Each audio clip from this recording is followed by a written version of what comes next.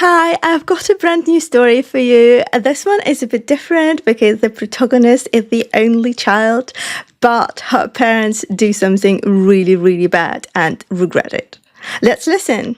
When I returned home from a work trip, my 8-year-old was with a foster family.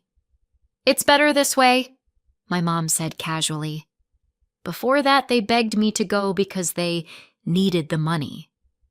9 days later, they regretted everything when I was in a hotel conference room 3 states over when I tried to call Caroline on Wednesday night, and my mother answered instead. She said Caroline was in the bath, said it lightly, then asked how my meetings were going as if that should settle it. I told her I only had 10 minutes before the next session and wanted to hear my daughter's voice. My mother laughed and said, "She's splashing everywhere. Call later." I called again after dinner. This time my father picked up and told me Caroline had gone to sleep early. "She never goes down this early on a school night," I said. He told me not to turn everything into a problem. Then he added, "We've got her." I stood in the hallway outside the ballroom staring at a terrible floral carpet while the line went dead in my hand.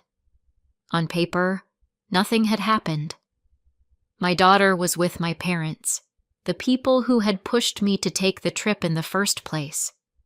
But something about the speed of their answers and how completely they kept me away from her voice started needling at me. It was a small thing. It did not feel small. By Thursday morning, I had started timing my breaks around Caroline's schedule the way I always did when I traveled, and every call ended the same way. She was outside. She was playing. She was helping Grandma cook. She was in the shower now. "Call later." I texted, "Tell her I love her. Tell her I'll be home tomorrow." My mother sent back a thumbs up and nothing else. At lunch, I stepped out of a client meeting and called again. My father answered before the second ring, which told me he had been watching the phone.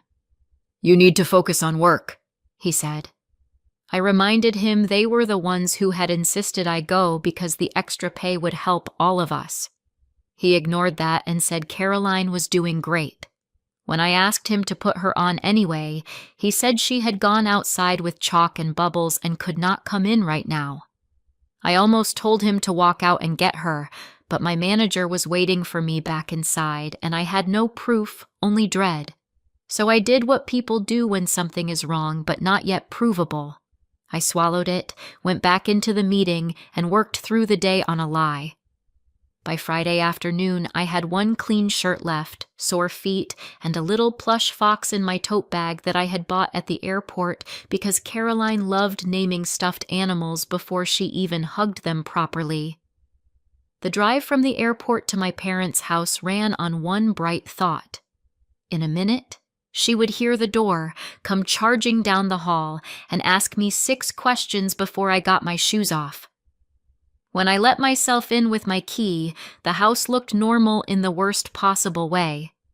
My mother and father were in the kitchen talking about a celebrity divorce. Dinner smelled half-started.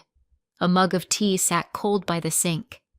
My father looked up and said, "You're back," like I had returned from the pharmacy. I dropped my bag by the door and smiled automatically because home had a script and my body still knew it. "Where's Caroline?" I asked. My mother put down the spoon she was using. My father stopped moving. Nothing dramatic happened. Nobody gasped. The air simply changed. And in that one strange, quiet second, I knew I was not about to hear anything ordinary. My mother wiped her hands on a dish towel and said, too carefully, "Okay, we need to talk about that." Every part of me went cold. "What happened?" I asked. She told me to sit down. I didn't move. "Where is she?" My father stepped in with the same infuriating calm. "Hannah, just sit so we can explain this properly." I heard my own voice sharpen.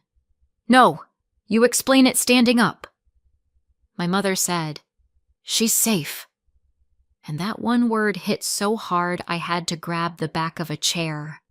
Safe meant something had already gone wrong. Safe meant I was late. I started asking faster. Was she hurt? Sick? At the hospital? Why were they talking like this?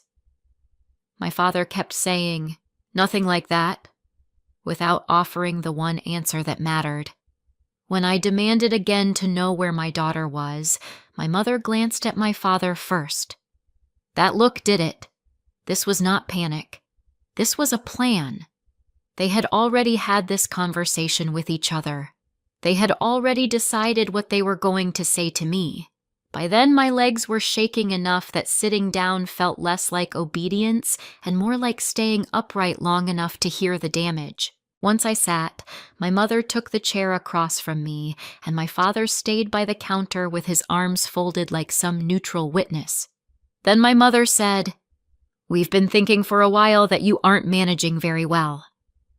I actually stared at her for a second because the sentence was so absurd next to the fact that my daughter was missing from the house. She kept going anyway. I worked too much. I was stretched too thin. Caroline needed more stability than this. "You begged me to take this trip," I said. My father cut in at once. "That isn't the point." "Then what was the point?" I asked, because my child was clearly not in the next room, and they were speaking like this was a family budget meeting. My mother lifted her chin. "We did what we thought was best." I asked again where Caroline was. My father said, "With a nice family." For a second, my brain refused to put those words in any order that made sense. "What family?" I asked. He repeated it, slower this time, as if I were the problem. "A nice family." My mother leaned back and said, "It's better this way." That was when the floor of my life dropped out from under me. At first, they would not say foster family outright. They kept hiding behind softer words. A placement. A home. People experienced with children. I talked over every one of them. Who authorized this? What did you tell them? Where did you take her? My mother finally lost patience and said they had told the agency that I was away, that I had left Caroline in their care, that there was no clear written return plan, that they could not reliably reach me, and that they were no longer willing to keep her because the situation had become unstable. "I was gone for 4 days," I said. My father shrugged. "You weren't here." That was the moment the whole thing snapped into focus.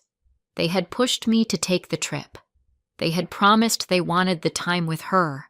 Then while I was gone, while I was calling and being told she was in the bath or asleep or busy, they had taken my daughter to child welfare and painted some version of me as absent enough to lose her.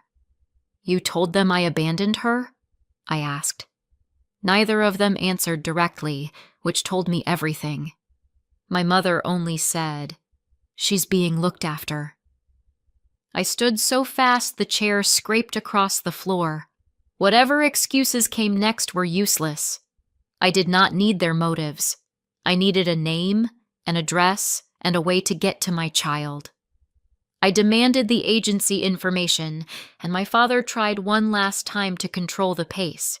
"You are not going to storm in there and make this worse." I grabbed my bag and said, "You already did that." My mother followed me into the hall talking about procedures now, about how I needed to calm down and be sensible. I turned around and told her I would call every child welfare office in the county until I found Caroline. That ended the performance. My father gave me the agency name.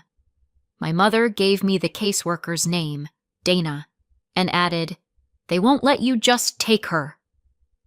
I looked at my mother then and understood something with awful clarity. She had expected the hardest part to be over by the time I came home.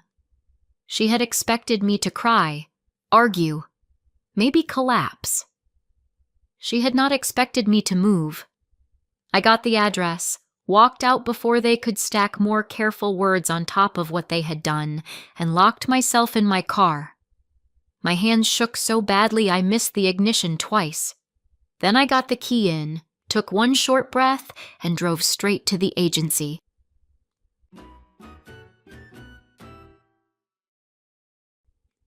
On the drive there, my mind kept pulling up old memories as if it had been waiting years for me to finally read them correctly. I was an only child, and with my parents, warmth had always come in bursts strong enough to make you doubt your own history. My mother would suddenly decide we were all getting ice cream in the rain, and for that hour she was funny, easy, delighted by me. My father would kneel on the carpet and help me with a puzzle like he had nowhere else to be. In those moments, I felt chosen. Then the weather changed. A bedroom door would close. Their voices would go quiet behind it. I would stand in the hallway with a drawing or a question and understand, without anyone saying so, that I was in the way now. No one teaches a child that attention can disappear. The house teaches her. By the time I was old enough to name inconsistency, I had already learned to adapt to it. Sitting behind that wheel, heading to the agency where my daughter was because of them, I realized I had spent half my life translating cruelty into mood. This time I wasn't going to translate anything for them. That was the rhythm of my childhood, and because it was the only rhythm I knew, I got very good at managing myself around their moods. One week they would ask about school, promise to come to something, act proud in front of other people. The next week they would forget, get tired, or drift into plans of their own and act surprised that I felt dropped. By middle school, I could read the set of my father's jaw before I asked for anything. I could hear from my mother's footsteps whether she was in one of her bright phases or whether I should make myself smaller for the night. That kind of training follows you into adulthood.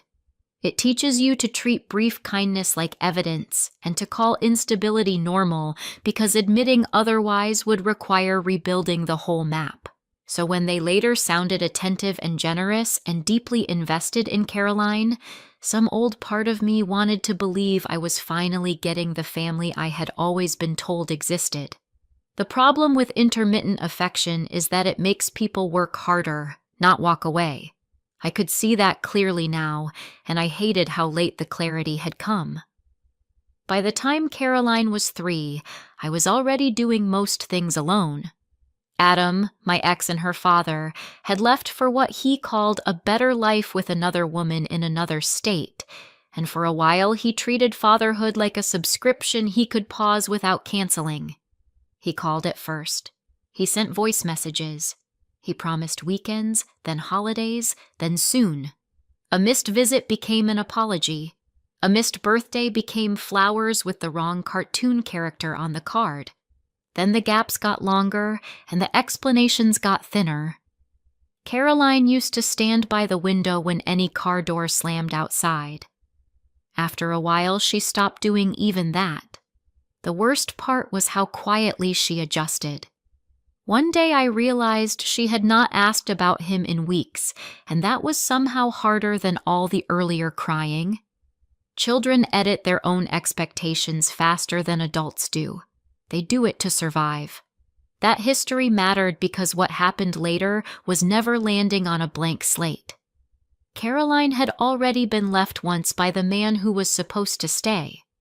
When my parents tore through the little trust she still had in family, they were not creating a first wound. They were digging into one that had never fully closed. Then my parents entered one of their good phases and played it so convincingly I let them back into the middle of our lives. They were attentive again, generous again, saying exactly the things I had wanted to hear for years. My mother said I should not be carrying everything alone. My father said they wanted to help for once instead of just watching me struggle.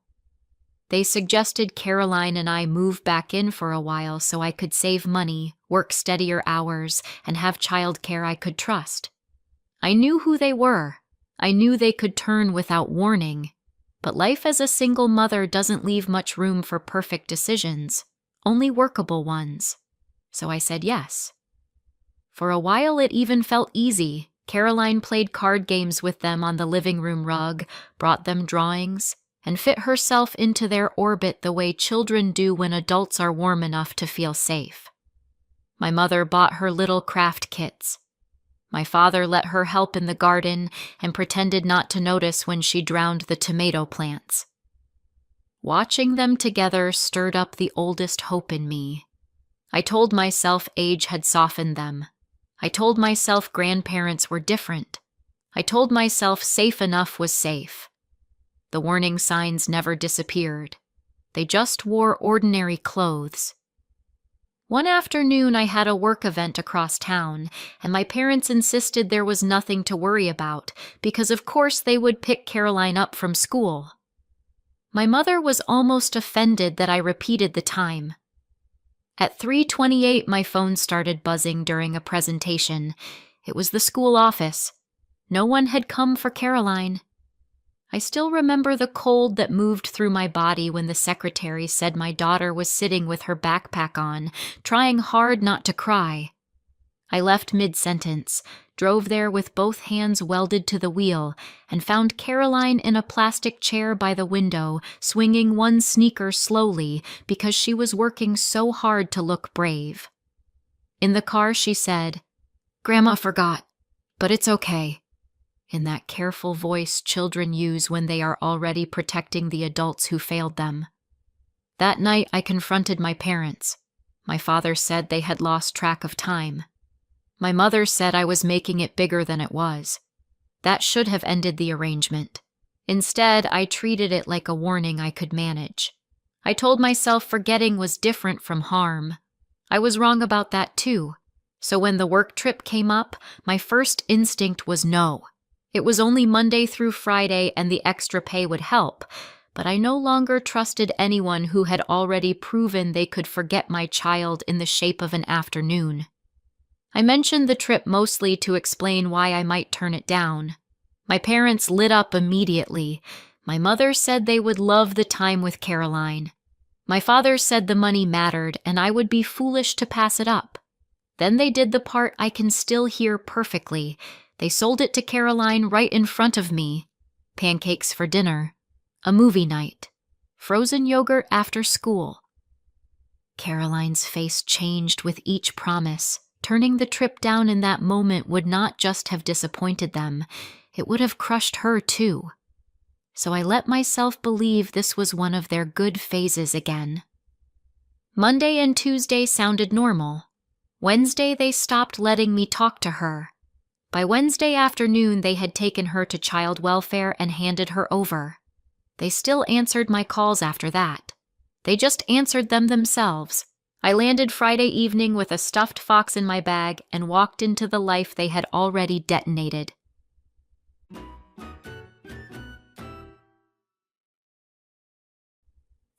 The agency sat in a low beige building beside a strip mall, which felt obscene because places where lives get split open should not be allowed to share a parking lot with a sandwich shop. I parked badly, grabbed my bag, and almost ran inside. The lobby smelled like toner and old coffee. A receptionist behind glass asked whether I had an appointment. I said I needed Dana immediately because my parents had taken my daughter there while I was away for work and placed her with strangers. Saying it aloud made people start moving. The receptionist disappeared through a side door. I stood there with my overnight tote still on my shoulder and Caroline's plush fox pressing against my wallet inside it. When Dana came out, she was younger than I expected, practical looking, badge clipped to a cardigan, already wearing the careful expression of someone stepping into a mess. "I'm Dana," she said. "Come with me." She led me into a small office and motioned toward a chair. I stayed standing. "I'm Hannah," I said. "I landed less than 2 hours ago and came here as soon as I found out what they'd done. I'm Caroline's mother. I'm here, and I need to see my daughter now." Dana's face changed slightly at the word airport. It was the first crack in the story my parents had built. Dana asked me to slow down, but panic does not slow down because someone says please. I kept asking the same questions in different forms. Was Caroline okay? Had she been crying? Did she know I was back? Where was she? Could I go there? Could someone bring her in? Dana answered carefully. Caroline was safe. She was in a licensed foster placement. She had a bed, food, and clothing.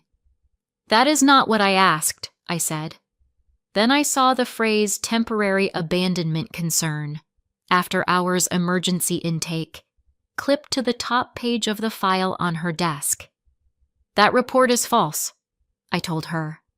My parents pushed me to take a 4-day work trip. I have been calling every day. They would not let me speak to her. Dana asked for dates, return time, whether there had been a written childcare plan.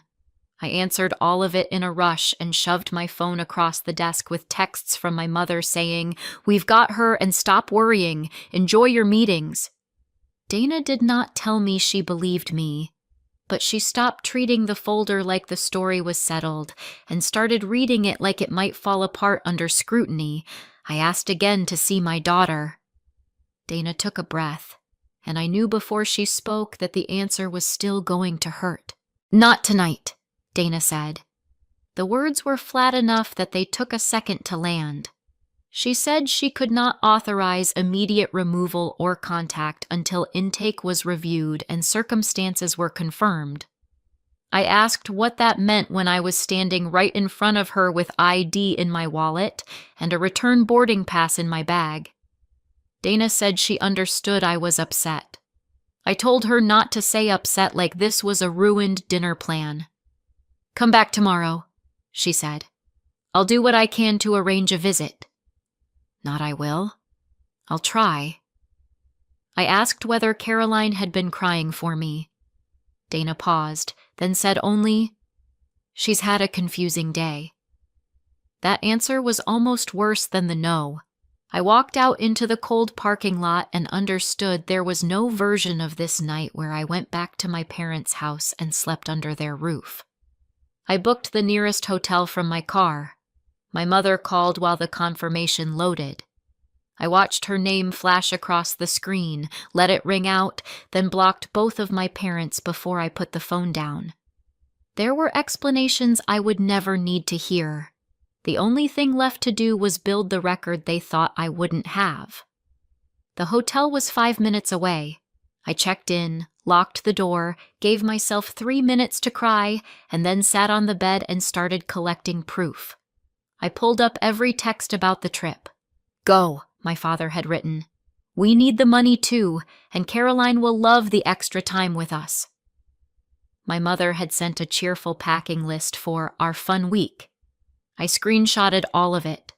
Then I saved my call history showing every attempt to reach Caroline, every short conversation where one of them had intercepted me, every unanswered callback. I added work emails with the trip dates, my boarding pass, my hotel receipt, and the itinerary showing I had landed less than 2 hours before walking into the agency. Around midnight, my friend Megan called back after seeing my missed call. I told her, "They gave Caroline to foster care." She did not waste a second on disbelief. "Save everything," she said. "Then send it to yourself twice." I sat there in a room that smelled like bleach and bad air freshener, building a timeline while the ice machine rattled down the hall. The night stopped being only panic. It became evidence. I slept in scraps and woke before sunrise with my phone in my hand and a list of lawyers on the hotel notepad.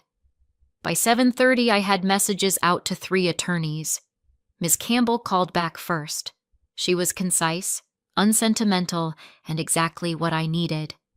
"Email me the screenshots and a clean timeline," she said. "Do not contact your parents. Document everything." I sent the file to Ms. Campbell from the parking lot, then forwarded the same packet to Dana at the address the agency had given me the night before. 10 minutes later, I walked back into the agency and asked for Dana again. This time, she took me to a conference room instead of intake. My screenshots were already printed on the table. Dana had flagged the intake for first thing review, and her supervisor had already gone through the overnight file. Dana pointed to the texts where my parents urged me to take the trip, the call log showing repeated attempts to reach Caroline, and my flight confirmation showing I had returned exactly when I said I would. None of it fit abandonment. None of it fit refusal to care. She said my evidence substantially changed the picture and that she could authorize a supervised visit that afternoon while they reviewed next steps. I sat down for the first time since the night before. Then I stopped shaking. I got very calm.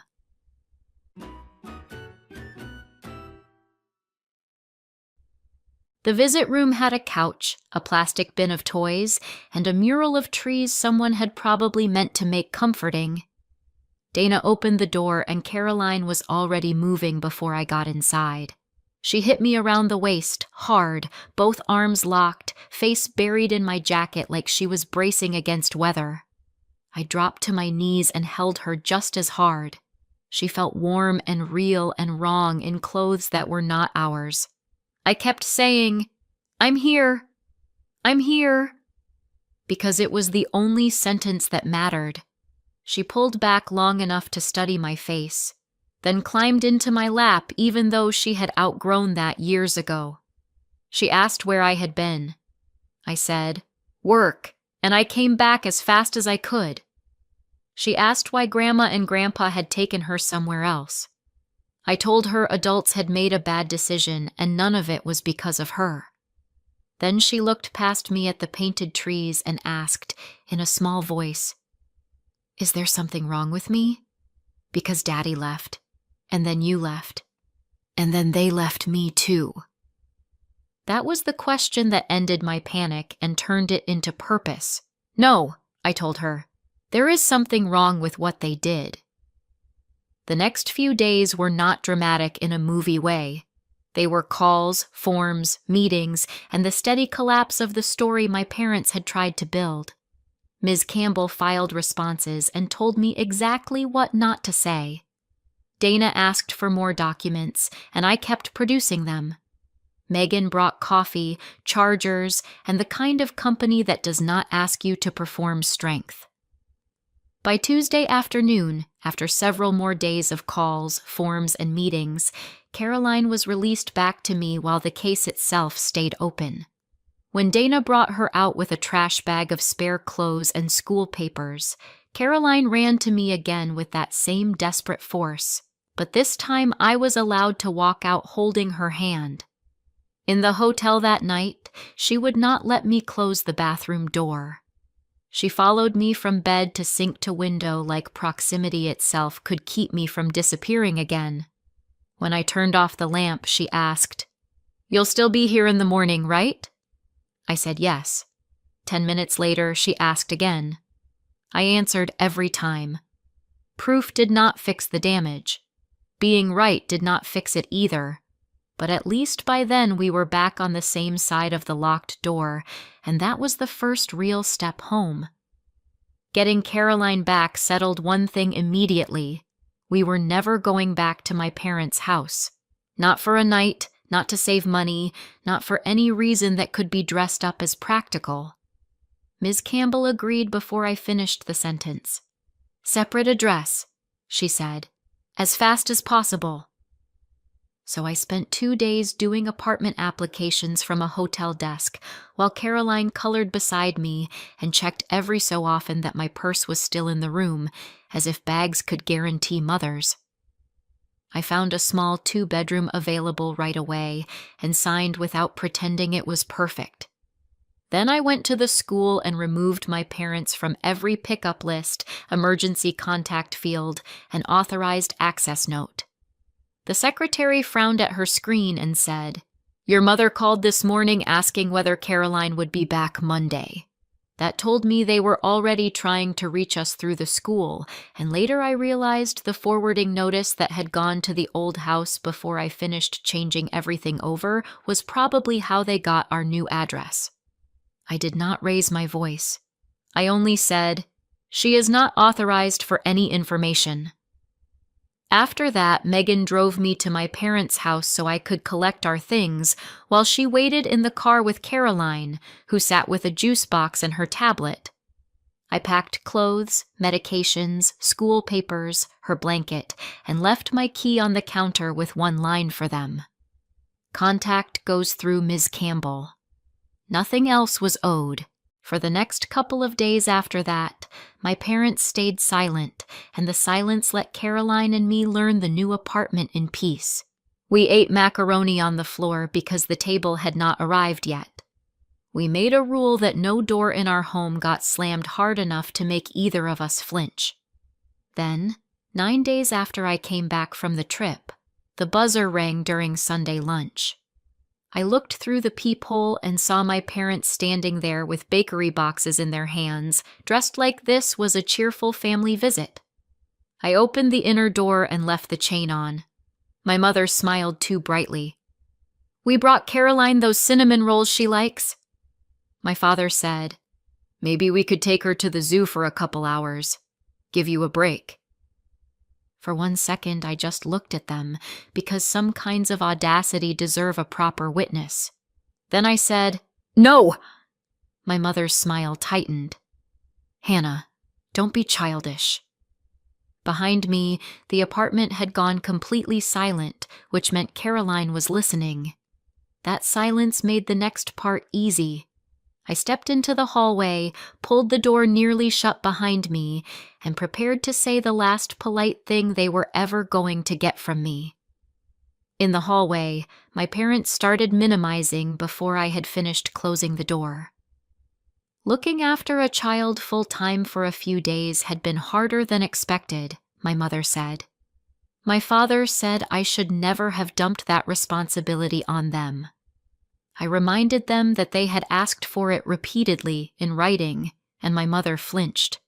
Then they began talking over each other, sanding down the truth. It was not as if they had hurt her, my father said. Foster care had only been temporary, my mother added. You are acting like we committed a crime. I let that sit. Then I said evenly, You lied to take my child out of my care. You told strangers I had abandoned her when you had my travel dates, my calls, and my return time. Neither of them had an answer, so they reached for outrage instead. It had nowhere to land. I told them they would never again have unsupervised access to Caroline, never again be on a pickup list, and never again be considered safe caregivers. You made a choice, I said. These are the consequences. The cease and desist went out that Monday, along with notices to the school, aftercare, pediatric office, and apartment manager. From then on, their version of events had no place left to hide. The case closed slowly, but it closed in our favor because the proof never changed. The texts were still there. The call logs were still there. Dana's notes reflected the revised timeline, and Ms. Campbell made sure every agency and school record matched reality instead of my parents' story. Much later, once Caroline was back in a steadier place and I could think without shaking, I gave a formal statement and agreed to cooperate with the case over the false statements they had made about me abandoning her. They ended up with criminal records, which shocked exactly 2 people. By then, Caroline was healing in the ordinary, uneven way children heal. More clingy than before, more sensitive, still checking rooms at bedtime, still wanting me to answer twice when she asked whether I'd be there in the morning. But she laughed more in our apartment than she ever had in my parents' house. Maybe that was because nothing in our home changed without warning. No closed doors meant to shut someone out. No moods that ruled the weather. Just dinner, homework, bath, story, bed. Quiet can feel extravagant when chaos used to call itself family. I cut my parents off completely, and I have never regretted protecting her. Tell me honestly, would you have let them back in? Did I do the right thing by cutting them off completely, Or should I have still allowed some contact? Let me know in the comments and subscribe for more. Thank you so much for watching. I really hope you enjoyed the story. Let me know what you thought in the comments. I also started narrating my own stories on a different channel, so feel free to check it out. There should be a link somewhere on the screen or in the description.